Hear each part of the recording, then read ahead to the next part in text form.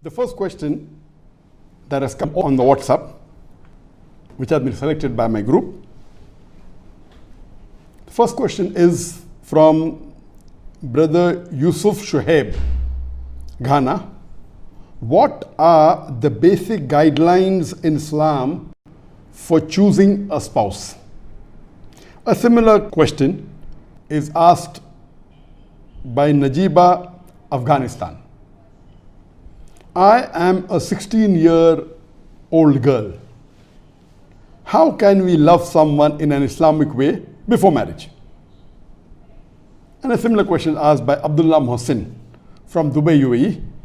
If it is not too personal, can we know how did you select a life partner? The first question posed by the brother, that what are the guidelines regarding choosing a life partner or a spouse in Islam? Our beloved Prophet Muhammad said, it's mentioned in Sahih Bukhari, volume number 7, Hadith number 5090, as well as in Sahih Muslim, volume number 4, Hadith number 3635. It is a muttafiq alaik. It's a hadith present in Bukhari as well as in Sahih Muslim. It's mentioned, Abu Hurairah, may Allah be pleased with him, narrated that the Prophet, peace be upon him, said that women are chosen in marriage for 4 things: the wealth, the lineage or nobility, beauty, and religion. Choose her for the religion. Here in this hadith, our beloved Prophet says that women in marriage are chosen for 4 things: wealth, lineage, nobility. Third is beauty, and fourth is religion. And the best is religion. That means choose the woman who is religious. Here we come to know that the maximum importance that should be given is to the religion. Because all the earlier 3 criteria which people normally look for in marriage, it is limited and mainly for this dunya. For example, wealth. Wealth is something which can maybe get you some luxury in this world, but may not be beneficial in the akhirah. As the beloved Prophet said, it is more difficult for a rich man to go to Jannah than a poor man. But it's not haram to have wealth, but it is not the major criteria you should look for. The second is lineage. Looking at the lineage, at the family, it's good, but that is not the main. It is mainly for this dunya. You may say, oh, coming from a very good family, from a noble family. The third criteria is beauty, which is again limited only to this world. Beauty is something which you may get tired of in few days or few weeks or a year. The best and everlasting, mainly for the akhirah as well as for the dunya, is religion. It is the deen. And if I was to pay any weightage in choosing, this is my own opinion, that if a boy wants to choose a girl, 90 to 95% should be for the deen, for the religion. Because that will get him akhirah as well as the dunya. Yes, as far as the wealth is concerned, if a boy wants to marry a girl, then what use is the wealth of the girl to that boy? A good boy who has his own self-respect, but naturally would not like to live on the money of the woman, of the wife. So irrespective whether the girl is rich or poor, what difference will it make him? And even if he's going to use, that is only for this dunya. The lineage may or may not help. That will not really count much. The beauty, as I said, is subjective. As long as the wife is not repulsive, so maybe you can give about 3 or 4 points or 3 or 4% weightage to the beauty as long as she's not repulsive. The deen is the maximum. 90 to 95% of the weightage should be given to the deen if it's a boy choosing a girl. If a girl is choosing a boy, then wealth may carry certain weight, because if the girl is used to having certain comfort in life, but naturally she cannot marry a boy who's living on the street. So if it's a girl marrying a boy, then the wealth may have certain weightage, maybe about 10% marks. The lineage maybe 1%, and the handsomeness of the boy, as long as he's not repulsive, but naturally because you want to live with the spouse for the full life, you should be satisfied. But mentally, if you make up a mind, if you really, it's all in your mind. any girl can seem to be beautiful. It's in your mind.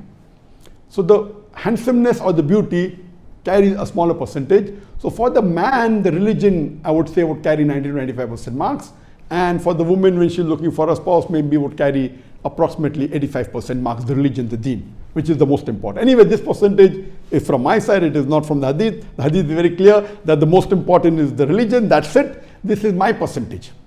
Regarding the second question posed by the sister, that can we have an Islamic love before marriage?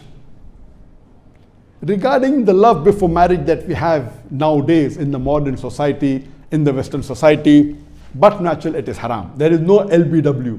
LBW in the cricket, you have leg before wicket. LBW is love before wedding. So the way we have in the Western culture, where there are girlfriend, boyfriends, and they want to test each other, they go out to a park, and they go out for a movie, they sit in the last bench of the theater, or they want to enjoy, they go for dinner, and they talk, and they may go to a hotel and sleep overnight. All these things is haram in Islam. Yes, you can, while selecting a life partner, have interview along with the mahram. If a boy is going to look at a girl, then maybe the boy's sister is there, or the girl's father is there, along with the mahram. But natural, you can ask questions, you can interview for a few minutes, for half an hour, for 1 hour. There is no limit. You can have 1 meeting, 2 meetings, no problem to understand, because you want to spend the full life with the girl and the girl with the boy.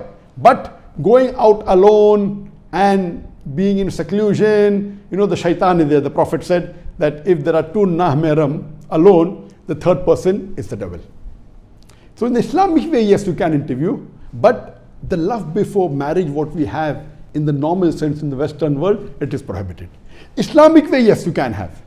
For example, you may know, the girl may know of a boy who's Islamic, who's very religious, who has high taqwa, who prays 5 times salah in the mosque, and is a da'i, and the girl may want to have a good life partner.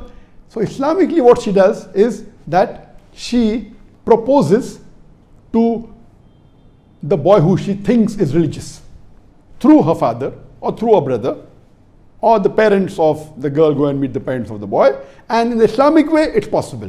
So this sort of love, because you like the religious values and the deen in the boy, it is permissible. Islamically, if you go ahead following the rules and regulation, not breaking the Sharia, it is possible in this way, if you want to call it love before marriage, because you like the religious aspects in the boy, or the boy likes the religious aspects in the girl. In this way, not breaking any rules of the Islamic Sharia, then you can call it a sort of love before marriage Islamically, but seeing to it that you don't break any of the rules of the Sharia. As far as the third question posed to me is that if it's not too personal, the brother would like to know that how did I select my life partner? And as many of you may be aware that I met Sheikh Ahmed Deedat in 1987 the first time when I was 22 years old, and I was impressed by him, and that's how I got involved in the field of Dawah, and my life became more Islamic. Previously I was an average Muslim, praying 5 times a day, fasting and doing what normal Muslims should do, but the Dawah came into my life after I met Sheikh Ahmed Deedat. And once I started doing Dawah, and by Allah's grace, alhamdulillah, I realized that I was good in debating, I was good in convincing. So I thought, as far as choosing a life partner for me, inshallah, no problem. Any girl I marry, I will be able to convince her maybe in a few weeks or a few months, or no problem, the girl I'll be able to convince. This was in the initial stages when I was a novice, when I didn't have much knowledge. But naturally, later on, as the years passed, I realized that very important, reading the Hadith of the Prophet and knowing the other aspects of Islam, that choosing a life partner is very important. And at that time, I thought that the right age for a Muslim boy to get married is 25. That was my idea at that time. Now it may be a little bit earlier. So at that time I thought that 25 years is the best time for a person to get married, when he finishes his graduation and he can marry.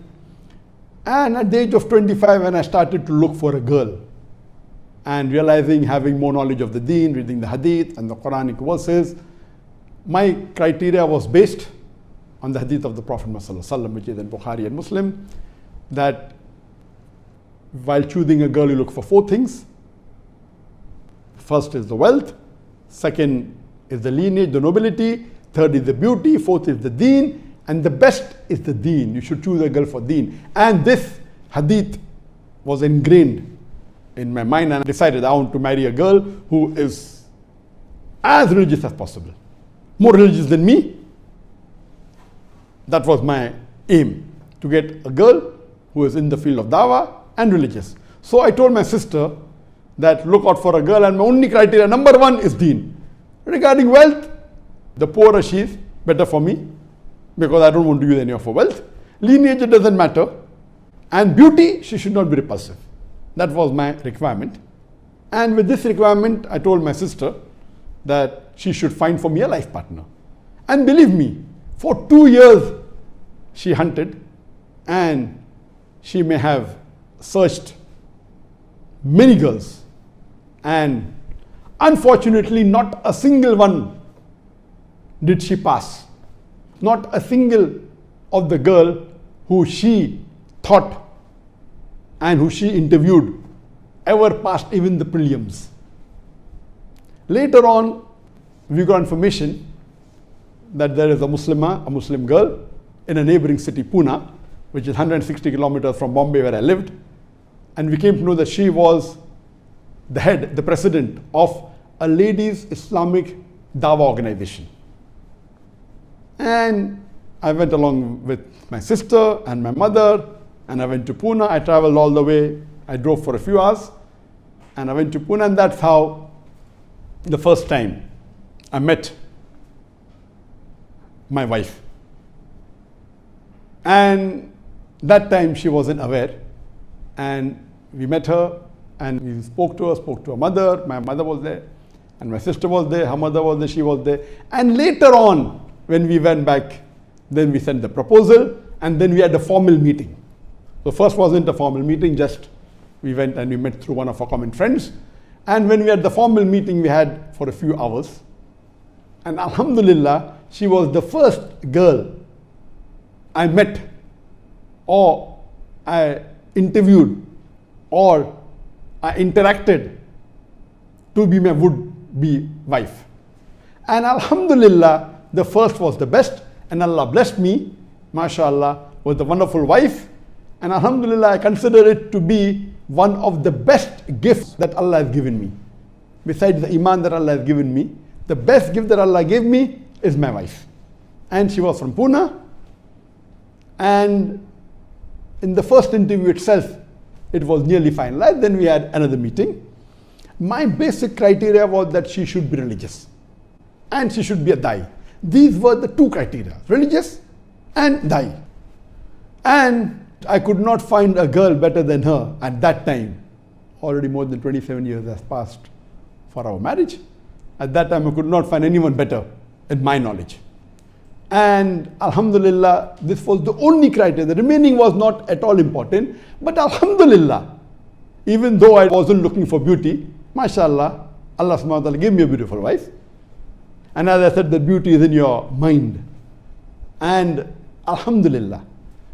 And many people used to ask me that now you're giving so many hours for dawah, maybe, about 9-10 hours for dawah.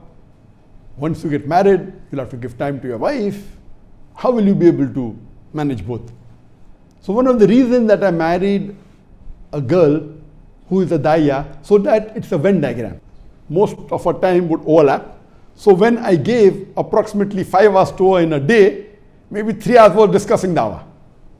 And then we started an Islamic organization, ladies wing, in my organization, Islamic Research Foundation. The moment we got married, first thing we did was started a ladies wing, and she was the president of the ladies wing of Islamic Research Foundation. So my main criteria was only deen and dawah. But naturally in the interview, the questions asked was based on about what is the concept of purpose of life and other things.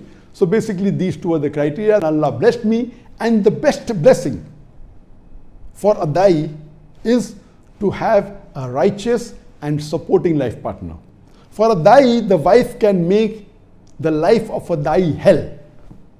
I know many dais who are very good dais, but after marriage, the dawah has been ruined because of the spouse. Allah has blessed me, mashallah, and I consider my wife to be the best wife in the world. That's what I consider, alhamdulillah. And I thank Allah for giving me a spouse who was righteous, and because of her, after marriage, my dawah increased multiple times and kept on increasing more and more to the level. Now, alhamdulillah, Allah blessed me, and therefore choosing a life partner is very important.